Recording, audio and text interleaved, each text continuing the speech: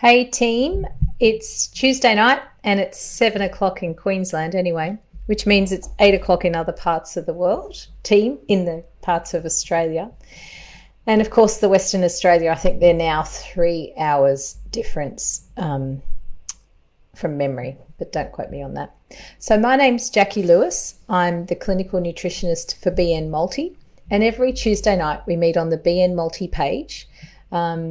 We gather questions during the week from our members of our group, BN Bariatric, on Facebook. And we use Tuesday nights to answer common questions related to nutrition, surgery, life, mindset, health overall. So you can post, there's a couple of opportunities during the week. There's a few posts where we encourage you to leave your questions. And each week we collate them and I answer them as best as I can. Hi, Katrina. Thanks for joining us, Katerina. And we also do our giveaways for different competitions and incentives that we run just to keep you all motivated. Currently, we've been running Transformation Tuesday, which has been met with some great responses and some amazing stories, but kind of helping everybody stay on track and excited about about their progress. And so without further ado, I'll go through the questions. Often I have someone with me. Tonight I don't. Last week we had Anthony Benici from he runs the Brain Blinkers program. He's a motivational speaker, and I've also done a podcast with him to explain exactly what the Brain Blinkers are. So last week we talked about that at length, and I think some of the members were with us in that video, and we're posting it again for your viewing during the week as well, so keep an eye out. All of our lives are posted each week on the Australian Weight Loss Surgery podcast website, so you'll find all the podcasts there, but you'll also find every single one of our lives, which quite often we answer sort of 6 or 7 questions that are related to weight loss surgery and different effects of the surgery and health and weight loss in general. So hi Sharon, thanks for joining us. We've got quite a crew here tonight. Normally I post this one through Zoom and I can't always see who's with us, and it didn't work last week very well, and it certainly wasn't going to work tonight, but so I'm coming straight through Facebook, and it actually helps me to see your questions. If you've got any questions or comments or anything you want me to address while I'm here, just pop it in the comments and I'll be able to see it this week. So hopefully it'll be helpful. So the first question we had was about fizzy drinks. Sharon Rhodes wants to know why some surgeons say yes to fizzy drinks and others say no. I know sugary drinks are bad, but mineral water and diet soda, I can't seem to find a definitive answer. My surgeon says a very firm no. So I would say I would go with his advice because he knows you the best. I think it's good to listen to the people who are caring for you first, because often they'll give you a flat no, whether it's for everybody or they're giving you an absolute no because it's for you and they know your body, and they've obviously, some of them have seen inside your body. So that's one thing I just wanted to say. The other thing, sugary drinks are bad. Yes, mineral water and diet soda. So don't discount diet soda as a freebie. It's got a lot of other stuff in it that your body doesn't need. And whilst we're still looking for excitement in the things that we eat and drink, I think there are better ways of finding it than in diet drinks and fizzy drinks overall, soft drinks and that sort of thing. Mineral water, some people tolerate it quite well. Others let it go flat, or they'll kind of let it go warm and then put it back in the fridge to just take some of the fizz out of it. The reasons I've read about no fizz is because there's a risk of the gas building up in your tummy or your pouch and stretching the line where the surgeries are, either the gastric sleeve where it's stitching down the side of the new revised stomach, or in a bypass there's other moving parts which have been obviously tacked on at the end of your pouch. And the risk of those suture lines being affected is why they're saying no to fizzy drinks. So I know some people can do it, and I'm not discounting that, but also they're concerned about some people have a genetic predisposition to quite a stretchy stomach, which leads us to overeating in the first place and enlarged meal sizes and obesity. So if that was the case and you were one of those people with quite a relaxed tissues in your stomach, the stretching is not ideal. So there's a few things in there, is listening to the guidance you're being given. And also doing your own reading, but there's varying reasons for no fizzy drinks, and then kind of exploring more interesting and health-giving ways to hydrate yourself. So water's great, and adding like lemon juice might be a good thing, or lime. Things like soaking your fruit in water. So there are some jugs that you've got available where they've got a chamber that you can actually put berries and that sort of thing in it, and that infuses the water with obviously the nutrients from the fruit as well as the flavor. And other people are using like those tea infusions in their water, so like an iced tea, and that's a really good option. Teas have got a lot of health-giving properties. Being plant-based, they've also got different phytonutrients in them that are also going to bring something to the table as far as your health goes. If I could say one thing to do in life, would be to incorporate green tea in your diet. It's actually game-changing for your health. It changes your brainwave activity. It's great for your metabolism. It's great for it's got a little bit of caffeine in it, but it's also got theanine, which is also quite a carminative.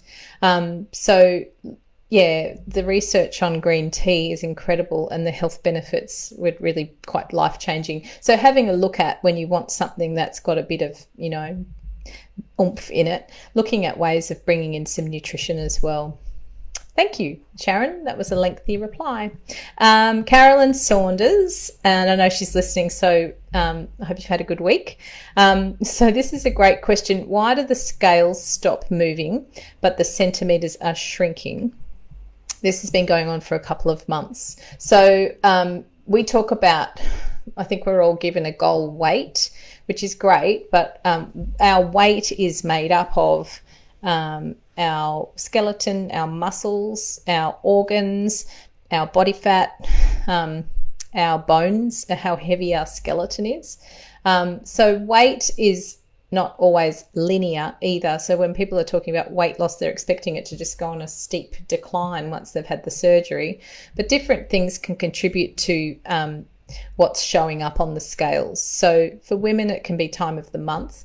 For anyone, it can be hydration. So if you're dehydrated, your body will actually be storing water and grabbing as many water molecules as it can and holding on to it from your food, because it's a survival mechanism. And generally, we have all these built-in mechanisms that are what we call maintaining homeostasis. So maintaining kind of that basic function of the body and sustaining life.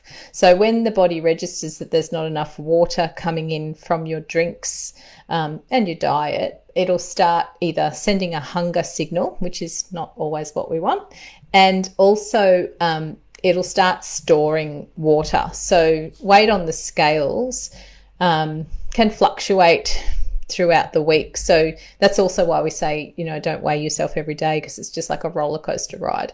You can't expect this linear downturn of the numbers on the scale. The other thing is composition. So looking at how things are changing, we're losing what we call visceral fat. So we store fat beneath the skin is called subcutaneous fat. And that's stuff that you can see. That's the love handles you can grab, and it's, the things under your arms and that sort of stuff, and it's under the skin.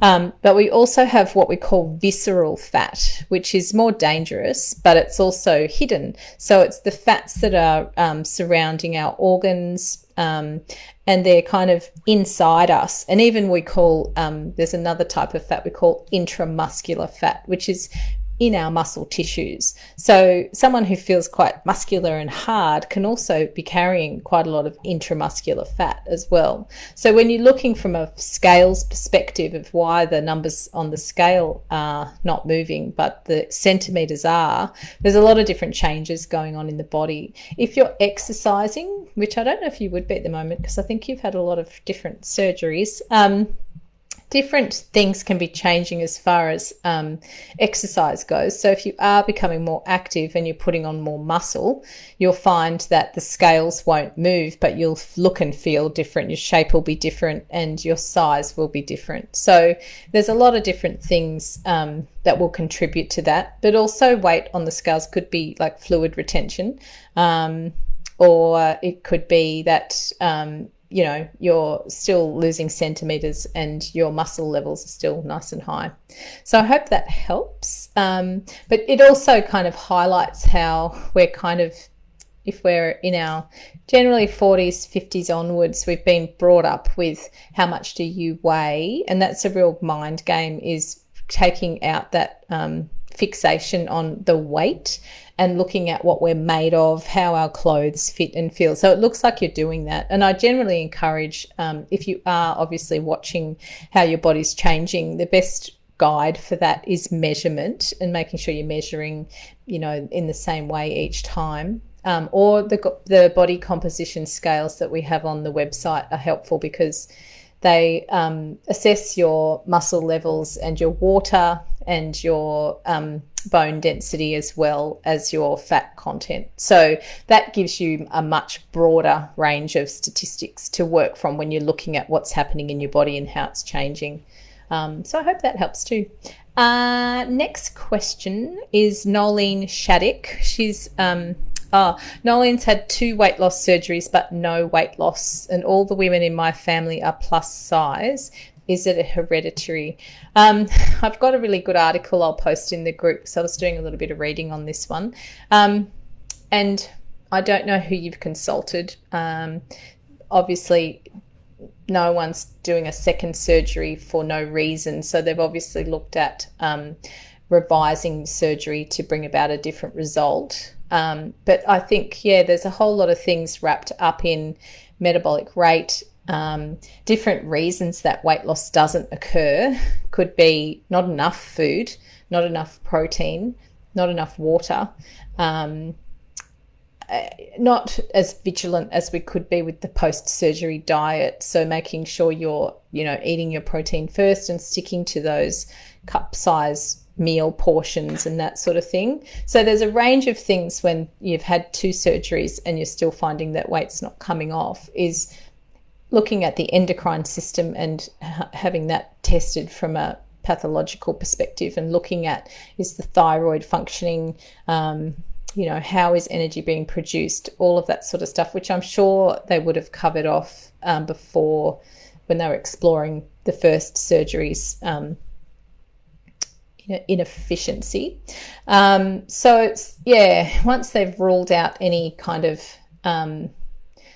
physiological reason that weight isn't coming off, it would be looking at really monitoring how strict are we being with our protein intake, how on top of things are we with our food, are we grazing, those kind of things. Are you sleeping?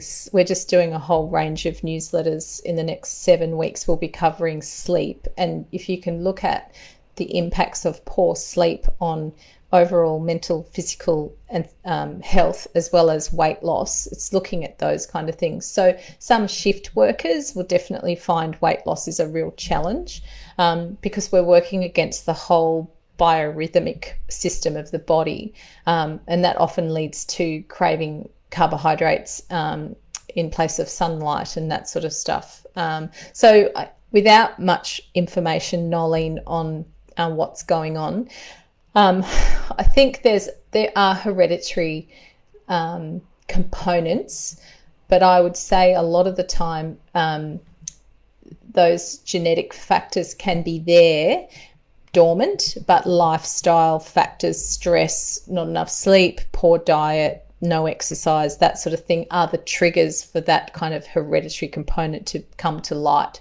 So I would never generally say, and we're finding more and more about our genetic or epigenetics and the nutrigenetic kind of impacts we can have on our health just by making sure that our lifestyle and our food choices are speaking directly to making sure that any kind of negative genetic imprint we might have just doesn't express. So it's hard to explain in a short little session, but definitely if you want to discuss it any further, just send us an email at support@bnmulti.com, and we can roughly point you in the right direction of someone who can take care of you if there's not someone on board already. But definitely I can understand your frustration, and you know, you feel like you get to the end of the road and the surgery is going to be a good answer, and it is unusual, but it's certainly something that could be worked through.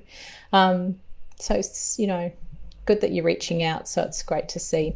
Karen Thomas, I asked this question via post, but I'll ask you too.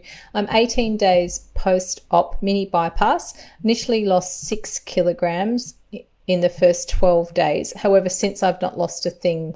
Don't be disappointed. I'm so disappointed. I'm able to keep my protein at 60 and my calories mostly under 800 calories. Do you have any suggestions? I do, and I think I posted it in the group. It's a marathon, it's not a race, and particularly in the first period after surgery where there's huge adjustment, and I say this most weeks, I don't think we give enough weight to what's going on in our bodies that first, even 3 months after surgery. It is a major intervention, and a whole lot of different things are changing around that, healing, recovering, not much energy is being taken in. We need to balance out our nutritional needs and hydration, and there's a whole lot of different things we're dealing with. So I think you're right. Don't be disappointed. 6 kilograms in 12 days is fairly significant weight loss. But also, again, don't get hung up on the scales, because in this time as well, there's inflammation or edema, which is a storage of fluid. So if that's happening, there'll be extra weight on the scales as a result. So I would suggest hang in there. It looks like you're doing all the right things. Under 800 calories is very low, and I know there's a recommendation for 800 calories. I wouldn't go much lower, so don't keep it under 800. Make sure you're reaching that mark. Don't ever think that less calories is going to be faster weight loss, because there's another special mechanism inside our bodies that recognizes starvation, and particularly for women who are meant to keep the human race going and reproducing, not the minute, but soon after there's a starvation state, our bodies will lock in fat, because we need to make sure we've got enough fat if we're going to grow a baby, and that's just a program that our human bodies run. So if the recommendation is 800 calories in this time, make sure you're reaching that 800, and 600 isn't good, and 500 is definitely not a good thing. It's not sustainable, and it leads to that kind of feeling of deprivation, and you're tired, and then you start craving things, and nutritionally you just cannot meet your needs with less than that. So they are my suggestions. It sounds like you're doing all the right things. Make sure you're drinking enough water, and if you're ready to 18 days post-op, probably not heading towards terribly intense exercise at the moment, but gentle walking and that sort of stuff, if you're feeling up to it and it's been okayed by your surgeon, you can certainly try that. But yeah, now you're saying also the second part of the question is if you've been experiencing weird dizzy spells and have been told by the surgeon to have electrolyte tablets in your water, which is a great idea. I'm sure I'm doing everything correctly except exercise. And beautiful. So it looks like they're looking after you. I would just, stick with the advice that you're getting. The dizzy spells can be the biggest cause of re-hospitalization after surgery is dehydration. So along with that comes electrolyte imbalance as well. So I would say you're definitely heading in the right direction, and just a bit of patience. I know it's hard. And just if you do find anything, still having the dizzy spells, or you're, really not experiencing much change, it's then time to check in. So thank you.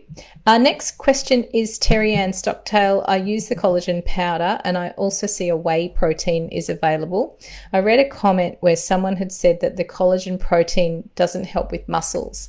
Is this correct? What a great question. It is in a way correct. So the collagen powder, which everyone's in love with because it's versatile and flexible, is it's a great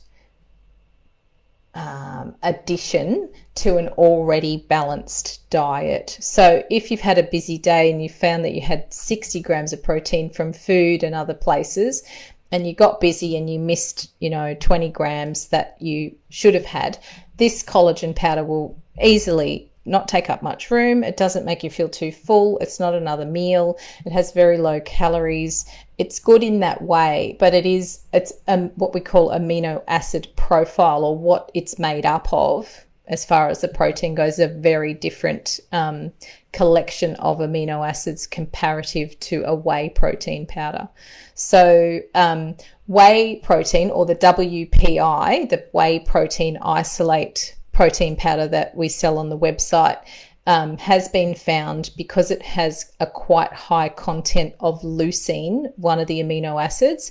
It's really good for maintaining muscle, and also for immune system, and it keeps you full, and it also is great for, it does help with fat loss. So it means that if you're on the WPI and you've got this full amino acid protein, I looked at the comparison just the other day. The collagen powder only has about 2 grams of, I might be talking out of school here, but just from memory, about I don't know if it was 20 milligrams, say, as an example, of leucine, whereas the same serving of whey protein isolate had, 10 times as much. And we do look for that. The leucine profile of a protein is quite important for those reasons, and particularly for our group. It's so yes, and even when I'm dealing with patients on the phone who are asking, what should I buy? I'm like, well, really, you need a full protein amino acid profile, and the collagen powder is fantastic for healthy hair, skin and nails, good for your gut health, and it actually does have a good protein intake. It's just that it shouldn't be relied on for 3 servings of protein each day, and you think that that's going to bring about the same effects. So as always, try and get your protein from food where possible, and supplements where you need to, but also be aware of mixing them up, so you're making sure you're getting a range of different inputs, basically. So it's a great question, and exactly, I think the whey protein is more like a solid replacement for food, where the collagen is like a supplemental protein. So I hope that helps everyone. So Terry and Stockdale answered, which was great. And also, I'm just reading, is it protein for muscle and collagen for skin and connective tissues? It's pretty right. And even there's a few different types of collagen powder, would you believe, that they say connective tissues or, for skin, hair, but a lot of it's marketing, and you really need to have a look at the amino acid profile. But absolutely looking at food first, because food also comes with all sorts of other peripheral and subtle nutrients that support our health. And then when we're just pulling like one thing, so collagen from, beef hide and that sort of stuff, as opposed to a meal of, a piece of meat or fish or chicken with some vegetables, I don't think you can replace that, really. So thank you. Maz Parish says, hi, Jacqui, really enjoying Tuesday night, which I'm grateful for. Thanks so much for your hard work in putting it together. One word, wind. Is this because we eat too fast? 12 months out, and it's really just started this week. So it can be something that can be a range of things. Wind. It can be a response to something that you're eating, something maybe not agreeing with you, and is kind of going through a process where it might be causing that kind of bloating. And it depends if the wind's coming with bloating and kind of discomfort and slow, sluggish digestion. It could be a result of something that you're reacting to. It can also be related to what we call dysbiosis, which is an imbalance in the bacteria in the gut. So when that's happening, you've got food going in which isn't being processed in the way that it normally would with good healthy bacteria. And what can happen is that if the bad guys are overriding things, they'll actually cause like fermentation. It's almost like you're brewing things in your tummy, and that's where gas and wind can come from. The other thing that can happen is maybe a bit of lactose intolerance, more dairy, that sort of thing. So it's really, if this is just starting to happen, it's looking at maybe tracking, seeing when it is happening, and then having a look back at what you ate, and then seeing if there's a culprit. And if there's a suspect, that's when you'd look at perhaps eliminating that food for a period of time and just seeing what happens. And that's an easy-ish way to do it. You can look at further into having different testing done where you're looking at food intolerance and different reactions, or you can have, your microbiome analysed, that sort of thing. So it depends on where you're at and how keen you are to get to the bottom of it. But quite often the first culprits are gluten, dairy, wheat-based foods, which are generally gluten as well. Looking at those first, they're the more highly reactive foods. And then if nothing's changing and you played around with that, that's probably time to have a look at what's going on. The other thing that can happen is low stomach acid, and that's also quite prevalent after weight loss surgery, which is why you don't absorb B12 and iron and calcium as well as you used to. So when there's low acid in the stomach, the same thing will happen. Food is able to sit for longer, and that fermentation, gassy kind of frothy feeling can result. If your stools are a mixture, if they're nicely formed one day and quite loose the next, or they're always loose, or they're inconsistent, there's something going on with digestion there as well. So another thing is looking at, firstly tracking what you ate and what might be upsetting your tummy, but then tracking what comes out. So making sure you're aware of how often you're visiting the bathroom for number twos, what it looks like, how easy it is to pass. Is it consistent? Is it it should be like a smooth sausage when it's in the toilet.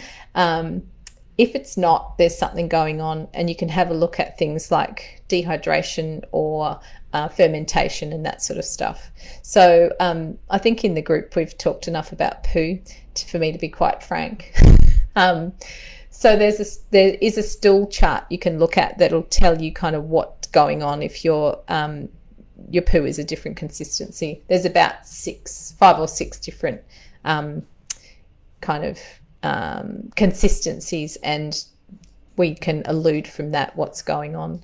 So it's always good to keep an eye on what's going in, but also what's coming out. How often? If it's not very often, there's something going on. So it's it's certainly a real the way your body eliminates waste is a real insight into your overall health and vitality. So it is something to certainly pay attention to and do a bit of reading on. Enough about poo. So Sharon Smith Franklin is joining us tonight. So if you're there, Sharon, welcome for the first time. Looking forward to it. 16 days post-op, so I hope you're feeling good. I've got a question about sip, sip, sip. Am I able to take small gulps? I am able to take small gulps, which started because sips just didn't quench my thirst. Why is this? And am I damaging my sleeve if I drink faster? Early in 16 days in, your body is still recovering. However, the large gulps of food are very different to large gulps of water, because large gulps of food stay in the tummy and actually stretch that tissue, whereas the food the water goes in and is recognized as liquid, so it will pass through the stomach quite quickly. I would really, again, go on what's been recommended as far as how you drink and stick to that in this early stage. And if you are gulping because you're really thirsty, it's just important to keep on drinking regularly in the way they've asked you to do that and in this early stage. And the reason I'm not just defining that is because each practitioner has a different kind of methodology. So my first advice is always do what you were told, because there's generally reason for that. And it will be either a blanket statement of here's how we drink after surgery, or it will be here's how you need to drink after surgery because of X, Y, or Z, which I don't know about. So I can't make much recommendation on that. But generally, yeah, it's more making sure you're drinking. Obviously, you're thirsty, so making sure your intake is regular, but do stick with sipping. And yes, if you're seeing 16 days out, you probably see your dietitian or surgeon quite shortly. So just ask them about it. But yeah, there is not a massive dramatic risk, but any risk of damaging while you're healing, we just want to totally eliminate that. So even if you're over the top with it, I think it's better than being a bit relaxed and then having problems later on, because we certainly don't want any leaks. So thanks and welcome to the group. I hope you do find Tuesday nights helpful. This early stage is such a steep learning curve, and we try and cut it short as we can for you. So Linda Cooper's asked about the soft drink as well, which I've answered that one. So why do you not drink soft drink after surgery? Any drink that is full of calories, I think, is just problematic. And as much as it's on offer and has become part of our everyday, it still shouldn't be part of our everyday. It's more discretional, what we call discretional food. And over time, this has developed in our society where, you know, when we were kids, we got soft drink at parties and we got chocolate at parties, and we used to cut it up with the knife and fork, and it was a game. But we didn't have access to these foods every day. So they are actually not meant for part of our everyday. They are what we call treat foods or discretionary foods, which, yes, they have their place and we all do enjoy them, but they're certainly not everyday foods. But we've been led down the path by marketing, environment, availability, affordability, to think that they are part of our everyday, and they're just definitely not. So if you go back to what grandma ate, I always say that, meat, 3 veg, keep it simple. I think we've gotten very caught up with, you know, MasterChef being on TV and My Kitchen Rules and all the stuff around how every meal should be this incredible, decadent, amazing event. It's just nutrition, and food is more there to provide us with the fuel to function and stay healthy and keep us going. So I encourage you all to investigate your refrigerators and your pantries and just have a look at, do you have party food on hand, or do you have fuel? So things that are processed and in packets and in storage, or, you know, chips that are on hand for when visitors come over. I just don't have them in the house, and I don't offer chips when people are visiting me, poor things. I offer biscuits and cheese, and still it's lovely, but it's not processed and high kind of calorie, low nutrition food. Often I'll put a cheese plate with berries and some nuts and some dried fruit and some cheese and some lovely biscuits, and it's always eaten. Nobody's rejected it yet.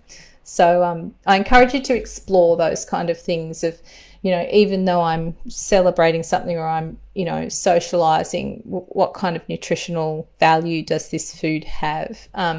Is it an everyday food, or is it a sometimes food? And this is a good question. I read it earlier on. Alex Manning, I enjoy my mid-morning coffee every day at work. Who doesn't? And sometimes it takes me a couple of hours to drink because I get busy. Is this okay, or would it be the equivalent to grazing? I don't see it as grazing because it's a drink. It depends on whether it's a Starbucks frothy creamy, sugar-laden coffee, or if it's just a simple flat white, I don't see that it takes you a few hours to drink it as being a problem. Coffee overall, if you're not adding a whole lot of stuff to it, is generally predominantly water. Coffee doesn't have any calories. Just the milk is all that you're adding to that. So I don't see that as an issue. And also it's a liquid. It's just more that if you're having, the last half of it and then you're eating within half an hour, I would try not to do that. So, yes, cold coffee is something we get used to in a busy office environment, isn't it? So no, you're right. I don't see an issue with that. It also stretches out that caffeine intake, so you're not having coffee after coffee after coffee. So it's I don't see too many problems with that one. If it's not a overly, not a milkshake sized coffee, if you're just talking about a cup and it takes you a couple of hours, that's fine. So I always have to cover kind of what is it as a coffee. So thanks all for your questions. I am going to move on to the winners. This week the prize is a backpack, a BN Multi backpack and a cooling towel. And these are groovy. They're like a long sports towel, and you dunk it in water and spin it, and it ends up really, really cool. And now the weather's heating up. They're great for exercise and that sort of thing. So the winners tonight will take home. They just need to email us support@bnmulti.com to claim your prize. So it's Transformation Tuesday, and the first winner is Adam. Where at? I think that might be a made up last name. I'm not sure. Hi guys, thanks for accepting me to the group. I thought I'd introduce myself. I'm Adam. I'm 27. I live in Sydney. I was sleeved in August 2018. I weighed 171 kilograms. And if I didn't do something about my health, I was staring down the barrel of a shotgun. I'm now just over 13 months post-op, and I'm weighing in at 83. My goodness. And that's incredible. And I'm beginning my plastics journey and having an ETE and male breast removal in April. It's really lovely to see our fellow members who are male sharing their stories, because I think even today in the group I posted something that was all about, supporting women and, pumping up our fellow women. But I also think we forget that men need that feedback too, and I don't think it should be specific to the gender we are. I think it should be specific to the fact that we're humans and we're trying hard every day. So thank you so much for sharing your story, Adam, and your great results. And the photos are in the group and they're quite incredible. So you are the winner of a BN Fit Kit. And also Carmen AW. 12 months ago, I was admitted to hospital with liver failure after taking an over-the-counter cold remedy. Now I have a lifelong autoimmune disease.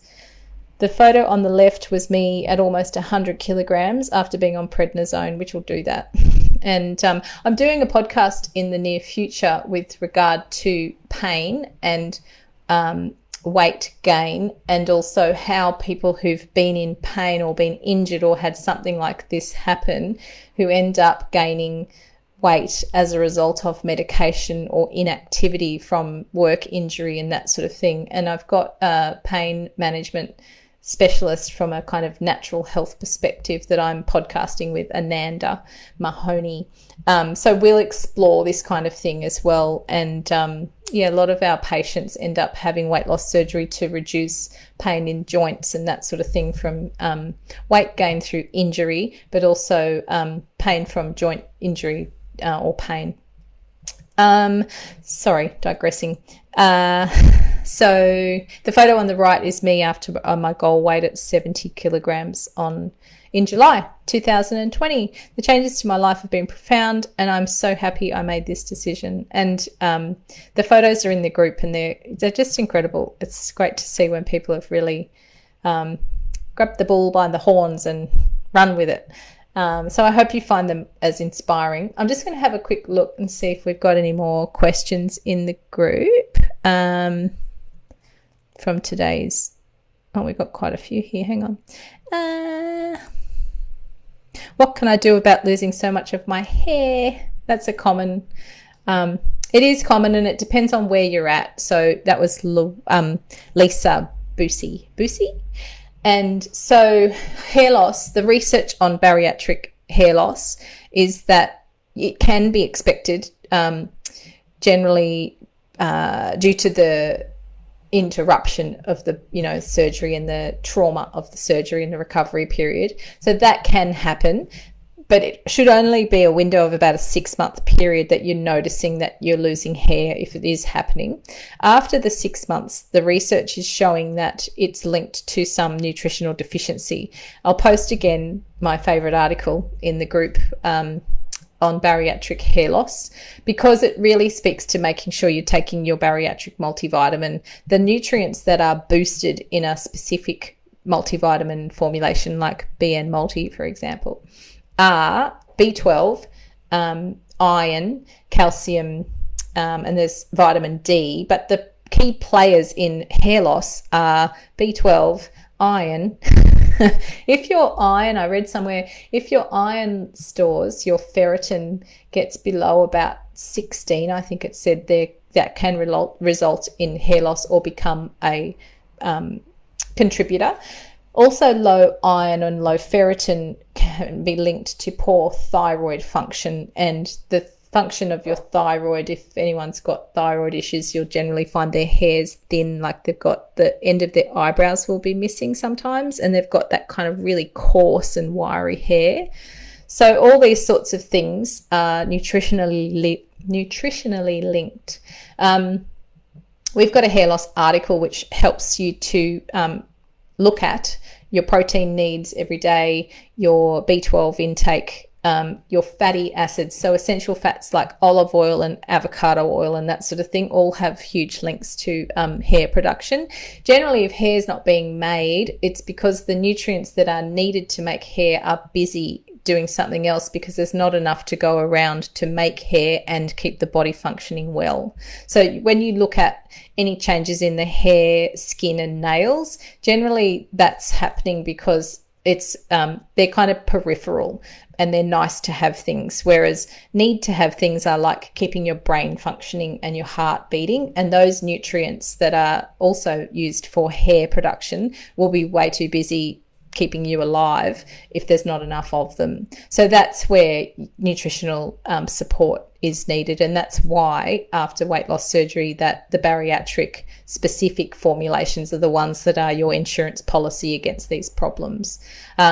If hair loss is persisting and you're taking your multivitamins and you're meeting your protein needs and you're eating enough essential fats, I'd get your bloods checked and look at how healthy your gut is, because even if you're putting all this stuff in and it's all ticking every box, if your gut's not healthy and functioning well, and you can't absorb protein well and you can't take on your minerals and vitamins, you're going to see it in your health as well. So that's kind of end of the road stuff, is how's my gut going if I'm not if I'm doing everything right, my diet's on point and my supplements are on point, what am I doing? So that's hair. We talk about hair. It's hard, it's not fun. And what else have we got? Oh, so Carolyn has been exercising. I was talking about body composition, and it was, yes, walking 7,000 steps a day, which is great and could be the contribution to your weight on the scales not changing so much. And who else have we got? I'm recovering from 3 major operations. Oh, that's Carolyn. And I think that's all the questions. I'm 20 months post-op and my weight has fluctuated up and down 2 kilos for about 6 months. I haven't added sugar in my diet for 3 months. I train 45 minutes, 5 or 6 days a week. I eat around 13 to 1,500 calories.